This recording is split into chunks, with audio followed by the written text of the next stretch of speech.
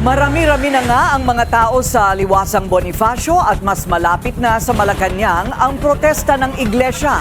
Gaano nga ba ka-secure ang palasyo sa ngayon? Alamin natin sa agenda report ni Andrea Salve, live nag-uulat mula sa Mendiola. Andrea, kumusta na ang sitwasyon dyan? Mayroon bang nararamdamang banta ang Malacanang?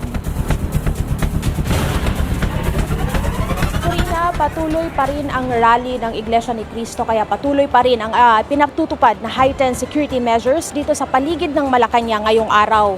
Wala pa ring palya ang pagbabantay ng kapulisan sa access points papasok sa palasyo. Sarado pa rin sa mga motorista ngayong Huwebes ang Ayala Bridge, Recto Avenue at ang mga kalsada ng Ligarda at Casal.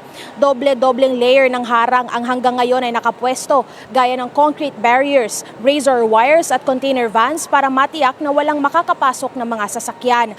Bagaman meron pa ring mga mangilan-ngilang nakakapasok na motorsiklo na dumadaan sa mga bukas na kalsada ng Arlegui at Palangka.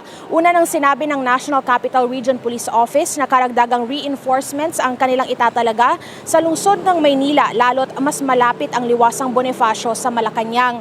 Kaya rito sa bahagi ng Recto ay pawang mga pulis mobil mula sa iba't ibang bayan ng Batangas ang nakapwesto. Ang entrada naman ng Mendiola Peace Arc ay napaliligiran pa rin ng security barriers. Hindi naman na ito bago dahil ang mga ito ay hindi inalis mula nang mangyari ang September 21 protest noong nakaraang taon na humantong sa kaguluhan. Ayon sa mga otoridad, sapat ang bilang ng kapulisan na kasalukuyang nagbabantay sa paligid ng Malacanang at sa ngayon ay wala pang impormasyon kung posible o balak bang itulak ng mga rallyista sa Liwasang Bonifacio ang kanilang mga panawagan papalapit sa Malacanang. Corina.